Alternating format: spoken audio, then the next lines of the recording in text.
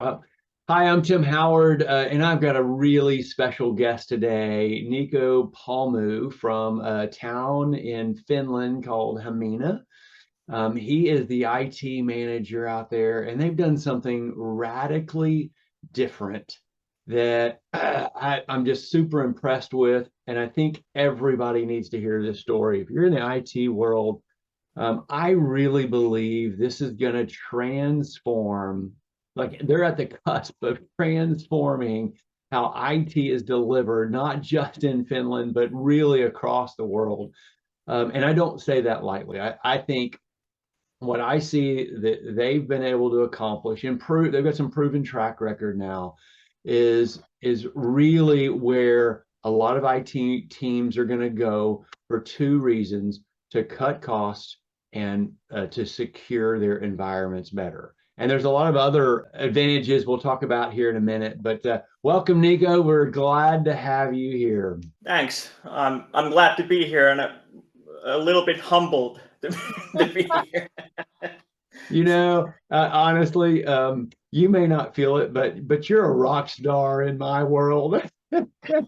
And I understand you're even somewhat on the speaker circuit in Finland now, right? You're getting calls from all kinds of people. For the last maybe 6 months, I've been getting pulled into a lot of pretty big discussions, which are really a strange thing for a town. Usually, these are businesses who are doing things with very big budgets compared to towns and public sector. So it's been really interesting, and I'm actually going to be in Finland, one of the main speakers at the Public Sector Executive 2024 Yeah. seminar. So and it's all from our journey. I want to review some of the successes that I've heard about.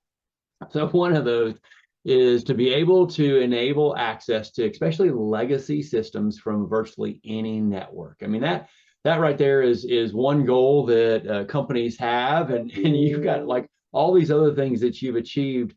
Another one is allowing employees and even citizens to securely access work from virtually any device on any network. One of the things that you were able to do was enable Chromebooks to be used across your enterprise and actually start eliminating the Windows desktops. You were able to do that without disruption. So I know there's a lot of folks that have kind of a Windows biased, but it sounds like you were able to do that without disruption. That One of the other huge benefits was that you were able to radically secure both the enterprise network and the devices. And then you were also able to improve the computing speed, especially of the legacy systems. And all, any one of those could have been just like a massive accomplishment. And a lot of people will say, yeah, I can do that too. But here's the kicker, is that what I understand is you cut your overall IT expenses by about 50%. Was that really true? Last year, we actually revised the calculations based with the devices, and it actually does go to the 50%. So it is Wow, that the is the amazing. machine prices are going. It's something that we've been benefiting. Is like the high scale machines. They've been getting more expensive, but then these Celeron 8 gigs of RAM, these pretty basic Chromebooks, their prices have actually gone down. So Yeah. we're, we're, Well, we're kind of riding that. and I want to jump into that because that to me is transformational. I mean, I think it goes beyond 50% because the reality is that it simplifies so much of what's going on because of the security that's built in, and now you don't have to buy hardware. I mean, you can use the old stuff that you're already using. So what I want to know from you, why did you even start going down this road? What was the original problem that you were trying to solve that made you start thinking outside of the box? Actually, my journey with this big transformation started when I came into this position. My background was a lot of pure Microsoft. I'm a certified Azure technician by heart and from my background. So I knew I was really deep in VMware, Citrix, Microsoft, Azure, and all that. And I actually had very little experience with Google as a whole. and this whole mindset that they are going with. And it was actually interesting when I came into my current position. I was presented with a budget which was very strict, to say at least. I was given pretty much free pass. You do whatever you, this is your budget, do whatever you can, but we expect pretty much results. We expect you to be able to sort of shift things, because we knew from all the way from 2017 that our IT costs they've pretty steadily gone up. Mhm. And then when we mirrored that to what have we gained from that things going up, well, virtually nothing.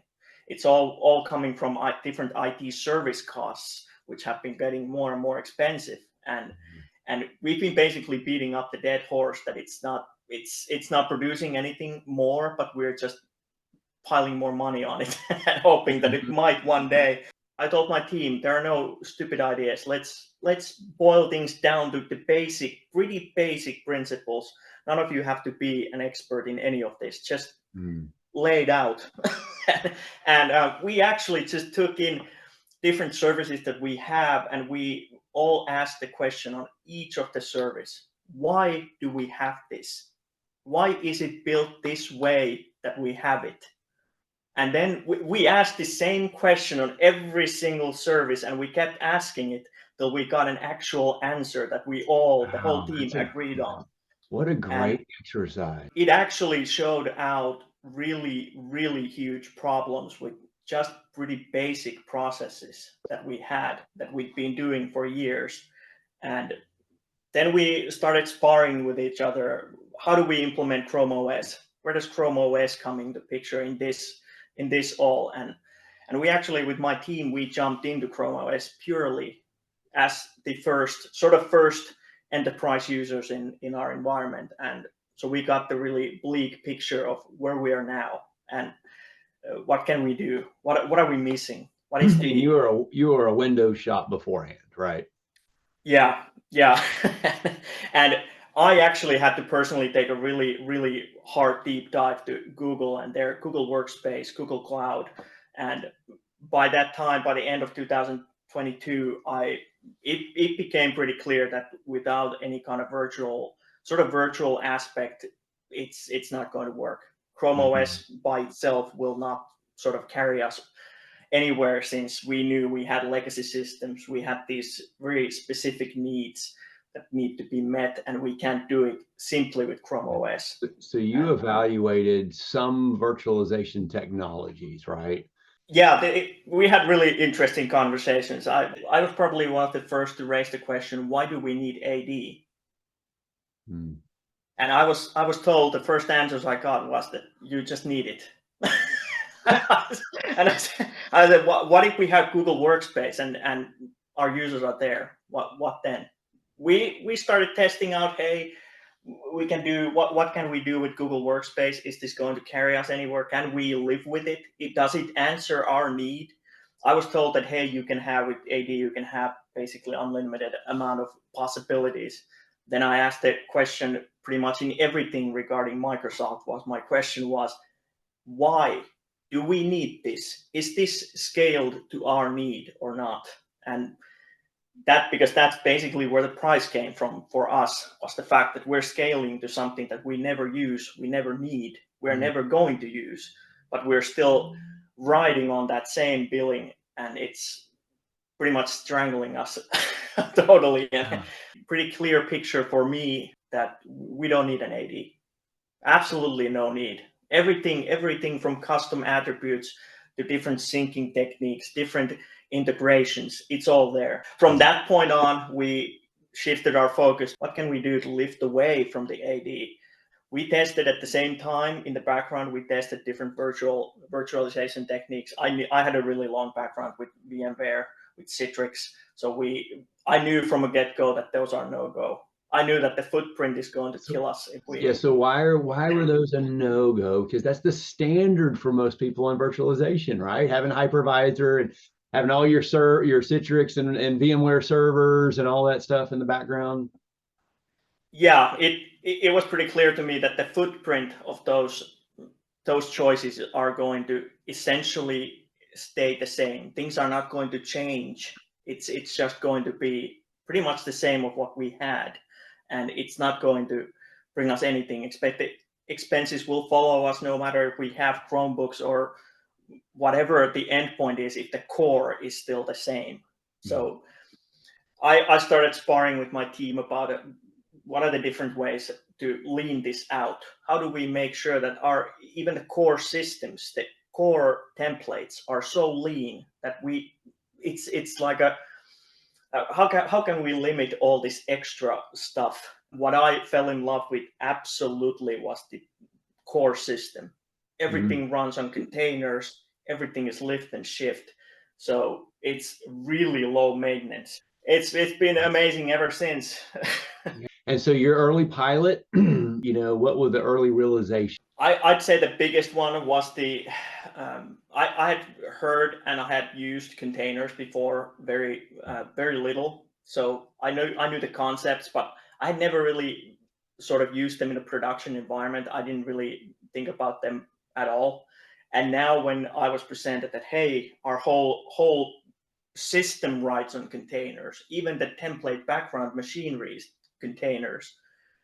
That time, that was probably the biggest biggest aha experience for the whole team, was the fact that, hey, if we need to, how mobile the background is. I told my team that I've lived with Citrix and VMware for most of my career, and I knew that if you need to make a change to the core systems, it is a very heavy beast to move. But now we had containers that I can have with one command to actually pull off, and I can just reshift to whatever. I was saying that, oh my God, this is like. And then when we took into all the Docker Hub automatic Docker file image creations by night, all these things that we can just have rolling with zero admin involvement, I was sold. I said that this is the kind of environment that for 4 people, especially, this is especially the kind of environment that we need. And we had to match our old environment. We still had, and we still have some Windows machines that are being used out, and as they exit, users shift to Chromebooks. But we knew that we still sort of have to carry the old stuff with us. We can't just overnight shift totally. So that's what I wanted to dive into. Is originally you're just trying to enable Windows desktops and Windows applications. And so tell me some of the legacy stuff that you were able to do that helped you enable that environment. Yeah, we knew that we had a lot of sort of critical areas where any kind of step away from the old system would have to be sort of almost invisible to the user. We took our time building a sort of a new revision replica of the user's software palette that we knew that they needed. And we actually onboarded it while they were still on their Windows machine. So they jumped into from their old Windows machine before the Chrome OS. So we kind of sneakily brought in the new environment. So for the user, it was a really, really, at first confusing, since it was a browser. It wasn't their normal desktop. So they basically just jumped through their browser into the whole new environment. But then after that sort of initial shock, people were like, hey, I can do everything like I used to and even faster. And that was probably one of the biggest things that we sort of tried to avoid as long as possible, the hard shift. So there would not be the hard step from Windows to straight to Chrome OS, because we knew that at that point the user is going to be panicking like, oh my God. It sounds like you beautifully kind of transition them very slowly so that they could adopt this whole paradigm shift that I'm used to my Windows. I don't want to let go of my Windows. And next thing you know, they're not using Windows. They don't even realize it. Yeah, I'd say the biggest things regarding this was our teachers. Their system that they use for student information and handling all that comes with that, it had existed only on Windows for pretty much decades. And now We actually, while we did this whole transitioning, we had me and my colleague, we were building it at the same time on Linux. We were doing it on a Linux desktop, and we actually managed to bring the teachers in, shifting from Windows to Linux, and now they're using Linux desktops. And they shifted during the big shift, and most of them didn't even really realize. They just thought that, hey, the visual aspects changed a little, but all the software looks the same. With the browser, we were able to sort of bring it in slowly with the existing hardware without the user getting too panicky about it. Yeah. Yeah, that's always a big challenge. And so one of the things that you were able to do too when you made that shift was be able to give people access to, again, like their desktop and their applications, but be able to do it from anywhere on any network. Yeah, though at the moment we are limiting it to our Chrome OS kiosks. So those kiosks are one-time sessions that they have, and actually, sort of while we were rolling them out, I had to demonstrate that how much I believe in the security now. I said that this is the first system in my whole career in this kind of public setting where I am comfortable inputting my bank stuff in it. Wow. So that really resonated within our organization, since normally I've been really outspoken about the public use machines, that they should not exist. But these are destroyable desktops, right? That every time somebody logs in, they literally get a fresh image that is completely destroyed. So if you put your own login information, you can put your own banking information, there's nothing on that desktop that could ever be reused. Is that right? Yeah, so we took this same concept even with our Windows machines. The whole point was that I kept saying from my background that the only secure Microsoft environment is an environment that doesn't exist. So it's like the endpoints. If we dive into endpoint security, I was saying that the endpoints, the security implementation and the keeping up with the security, the amount of work it requires is astronomical. And I was saying 4-people team, that's never going to happen. So we toyed with the concept that, hey, now we have containerized desktops on Linux side. How do we bring this to the Microsoft side? Right now we have our Windows machines the same. The user logs out and the machine is gone. It's one-time use only, and we have persistent data points that we've set out for different software. So we knew that some software will require it, but most of our critical data is on Google. So Google Drive is the big thing, and you can access it from any device. So it helped a lot with the Microsoft side. So let's talk about that security. What do you still need to have that this solution doesn't provide? We had the old environment breathing pretty heavy on-prem Microsoft ideology. Yeah. And when we mirrored it to our new environment, we're thinking, what do we even need a sort of an on-prem network for? We laid it out on paper. What do we actually require from the network?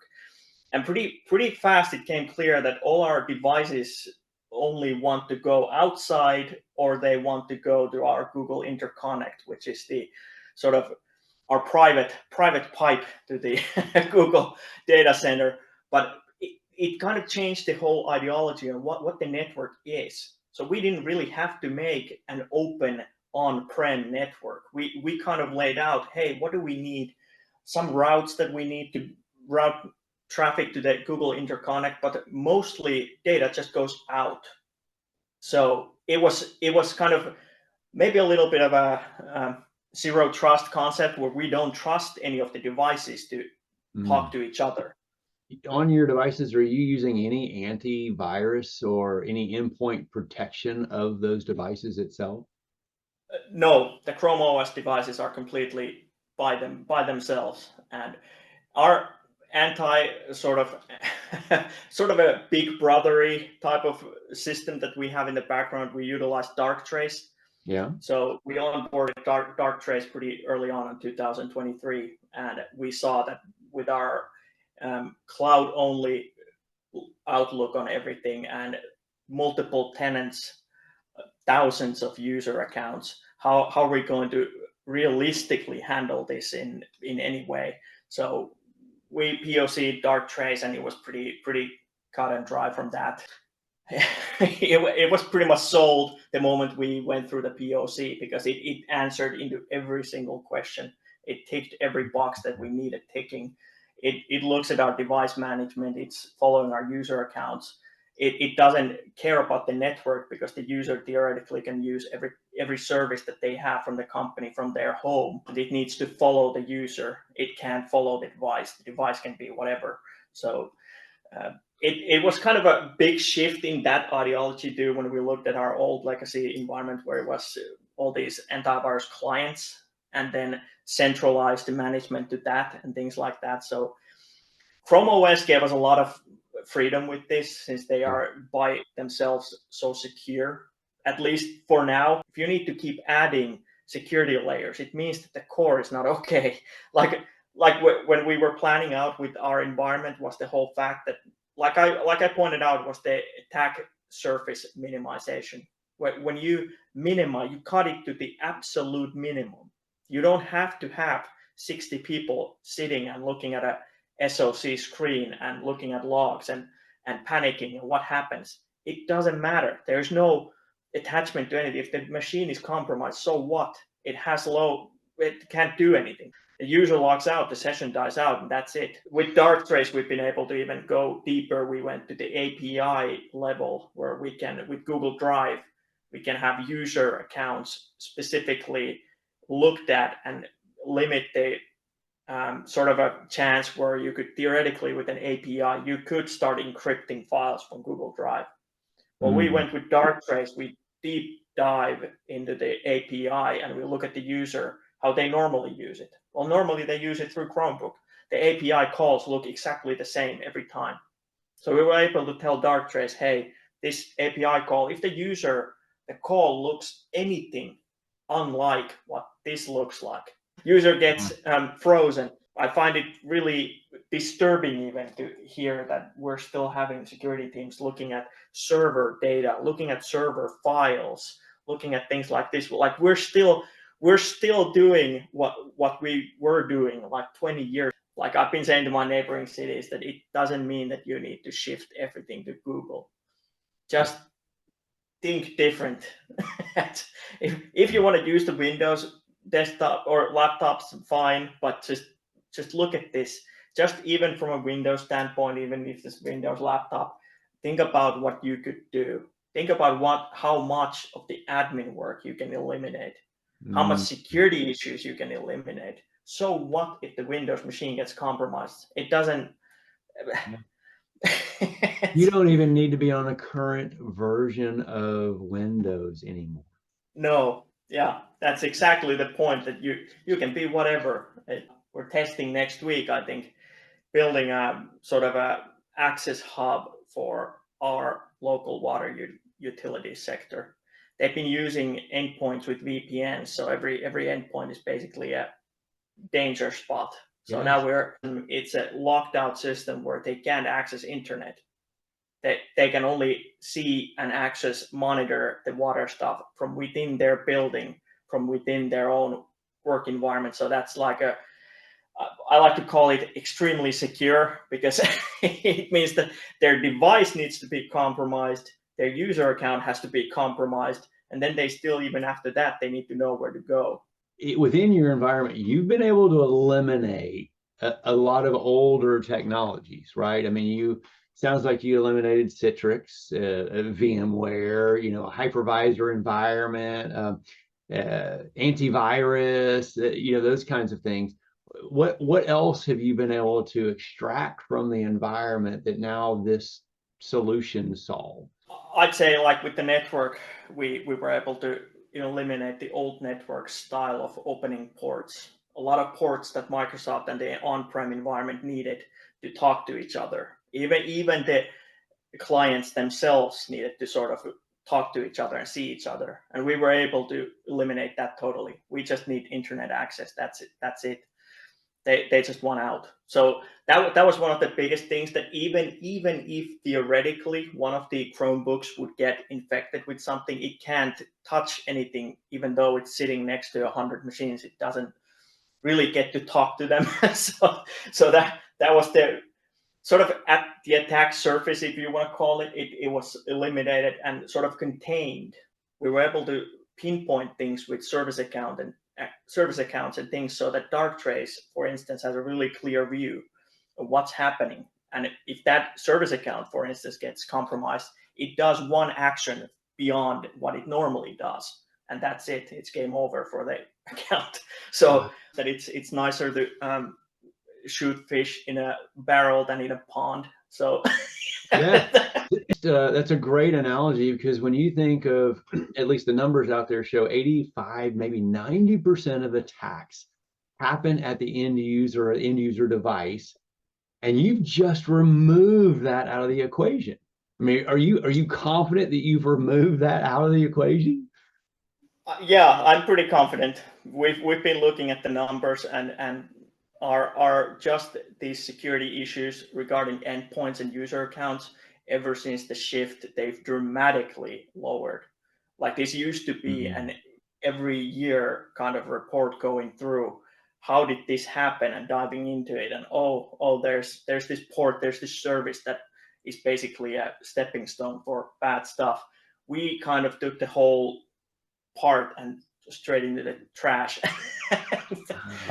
Tell me about, how has this changed performance, and especially of legacy applications? Have they noticed any difference?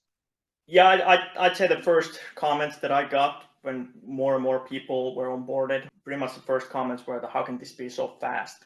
Because it was the same, essentially the same Windows Air or environment, that it looked to them the same. In the background, we were able to utilize the auto scaling on a really, really nice way. So we could profile users based on groups, and we could have, like for now, we have Adobe use and things like this, video editing, things like this. We have them as separate groups. So if a user from that group wants to do stuff, it will automatically provision machine based on those specs. So we can push, for instance, a really, really heavy duty machine for that specific instance for the specific time, instead of having it always there, or having to invest in a really even heavy doing video editing, which is a really high computing power, and they can actually do that over this system.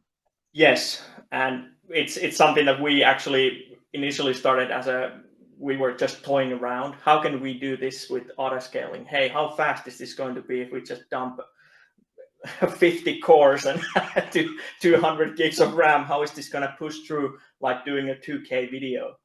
And we started looking at the numbers, that, hey, what if the user can do this all when they just click on compute, and things will happen, like, instead of having to click on it on a lower spec machine and having it sit around and wait for it.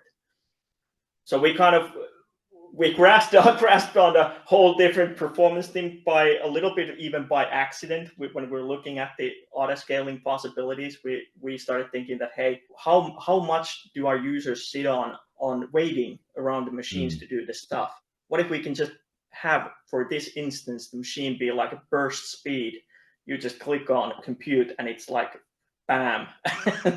You could then, with that kind of concept, right, take a Raspberry Pi and be able to put a big screen on it, and now you can push as much computing power to that as possible. Like, you don't have to buy i7s, and you don't have to buy, these huge desktops anymore.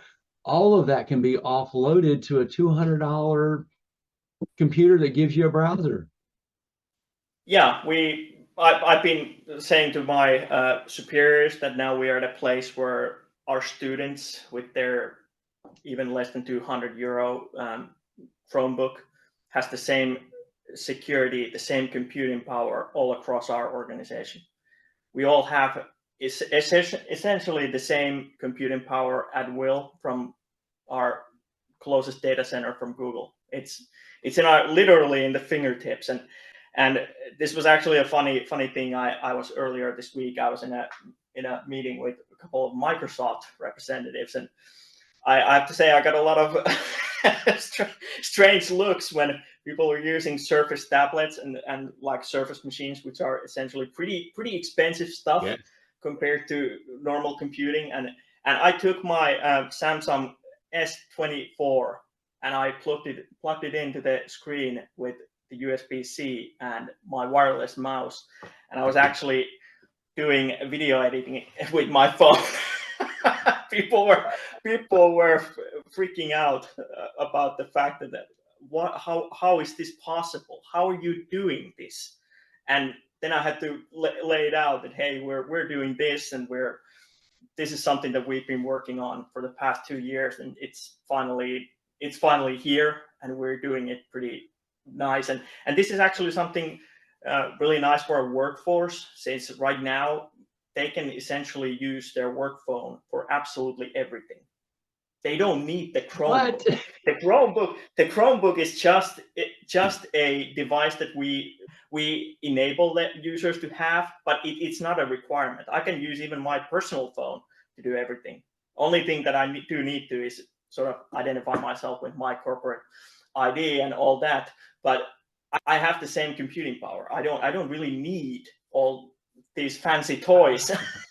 That's even taking it to another level that maybe we don't. I mean, literally, you've got all that you need right in your hand, and all we need to do is project it so that we can work in a bigger screen. Yeah, and I actually demoed this on my personal Samsung TV. So it has a browser in it. So I was actually able to use a Windows desktop and Linux desktop from my TV. It wasn't very handy, I have to say, but it works. And because the device itself has very little requirement, it leans very heavily. I'd say probably the biggest downside from all this is the natural fact of it relies heavily on network. So yes, if your internet connection is bad, then it is going to be a bad experience. You can on the fly, you can change the preferences on how the image quality is, so you can work around it. But I have to say the experience is not very great if you're on really bad network connections. You know, I have tested it as well on my phone, and I've even used the hotspot on my phone to enable my my laptop. And I'm actually really surprised it works. It works really well, even with just a mobile hotspot. You know, it doesn't draw near as much network as I actually thought it was going to. This is something that I looked at when we were initially in the POC. I was wondering, how is it that you can push this much data, this much stream through this little network? And they actually really nicely explained it to me that it's not that much data actually on the stream. It's pretty basic. Just pixel changes. The heavy streaming side is actually in the actual data center network. So theoretically, all the heavy lifting is happening where it can happen. So So let's talk about cost. How big a team did you have in order to achieve all of this? Where you had like 100 consultants, and it's a 4-man team, including myself. So it's 4 people, and this is one of the biggest selling points to my neighboring cities and towns is the fact that 4 of us can do it. Then towns and cities that have IT departments of 10, 20, 30, 40 people, there is no excuse that they can't do it. It's about the comfort level and the fact that you just don't want to do it. It's that simple. I've been saying that it's not all rosy. A lot of planning, a lot of really technical stuff. But we also in Finland, we have a little bit of a difficult time with Google in a sense that everything is so Microsoft. So we have very few companies able to jump into this same ideology that we were riding on. That was one of the things that most of the work that we did had to be done by us. There was no one else to do it. When it comes to numbers, I'd say we already have numbers on 22 and 23, and it is going as estimated. It actually is going better than estimated. You were creating this from scratch, right? So So you're going through and inventing ways to use this. Today, if you started this process over, and because now all that you know, how long would it take you to put this in place? I'd say 2 to 3 months. Not even that. I'd say it depends a lot on the legacy side. I keep pointing out that the legacy side is the big factor. Everything, all that modern stuff that we did was really, really fast and really efficient. So it was that would probably, with the modern side alone, that would probably take me maybe a week. A But week to transform your environment, 1 week, right? yeah, as long as we don't touch the legacy, if I don't have to carry the Yeah. legacy with me, but the legacy side was really, really a struggle because it had all the old data centers, network stuff, all the old software, all the connections, how we're going to do this, licensing issues, all of this had to be kind of taken into account. So it was a really heavy beast to connect to. You change your licensing, right? So, I mean, there was so much of this that you kind of invented along the way, because now aren't you, instead of doing annual licenses for Windows, isn't it more of a consumption-based licenses as well now? Yeah, we actually use a lot of our licensing regarding Microsoft of Google's pay-as-you-go, since that was an absolutely amazing model for the fact that if we think that the device is going to live only for a couple hours, then absolutely not do we ever want to jump into a yearly or annual agreement of any kind, because that will lead into the over expenditure. So we will pay more than we actually use. So that was one of the big things that we wanted to scale with our use in terms of hardware, licenses, networks, everything. So I've told Google many times that I hope that they never let go of the pay-as-you-go model, because that's that's Yeah. that's really like the holy grail for us as a town, because we knew that we work office hours only, and we have long holidays and all that. So why would we have this really heavy server farm in the background trying to serve people who are not even at work? So we wanted it to go with us. If we're on holidays or the servers don't exist in the same mass, there is the readiness to serve, but it's just the readiness. It's not, if we start pushing in more and more use, it scales really nicely with us. So it is absolutely ready to onboard if everybody just runs back to the office and start working. We shifted that workload into the cloud. And so didn't your computing costs just skyrocket? I mean, when you're talking about you've lowered your overall cost, but you've shifted. So tell me a little bit about how you've leveraged this auto scaling, and what do the costs really look like today? Yeah, so like I said, the auto scaling is amazing. Without that, the overall cloud costs would have been significant. But right now, like, we have machines that exist for an hour, and if you think about a machine spec living for an hour, it's like what, less than €1. So it's like, when you boil it down to just hard math, it's really, really inexpensive if you do it just for the use. I've shared some numbers, and I've compared to our old environment. We had approximately 50 or 60 servers running constantly with our investments in them. So they were running full speed all the time, waiting for really heavy heavy duty work. And we paid probably half of what we pay now, and our normal server use is approximately 150, 170 servers daily. Wow. So you So we actually tripled cut the it in half. servers, but you lowered cost by half. Yeah, yeah. Big factor in all of this is the fact that we can use background services as a service. A lot of data stuff with Drive, email with Workspace, with Gmail, all that. So we can have them as a service. ADFS completely eliminated. We can have Workspace that handles all our SSO. We were able to eliminate really these big farms that have existed, like clusters. Like, with our ADFS was consisting of what, 6 servers. Now it's none. So these are really like the comparisons that I've been putting, that like these really old legacy things that we think are really needed, always needed. If you really boil them down what you need them for and start looking at options, you really do have options. Even Azure has options now. You can basically just take the SSOs away. Maybe not every organization is as ready to move into the cloud with full force, but I've been saying to everyone what we saw and what we experienced with the hybrid model was that it was absolutely horrible. The hybrid model was pretty much the poison in regards to finances. So if I've been saying that if you want to do something, do it or don't do it. So make the choice of either you're in the cloud or you're not. Kind of the final question is capital expenditure. It doesn't sound like you really had to come out of pocket with, okay, I got $1 million budget, so I'm going to start this project. It sounds like you were able to just kind of do it with operating expenses. Is that a fair assessment?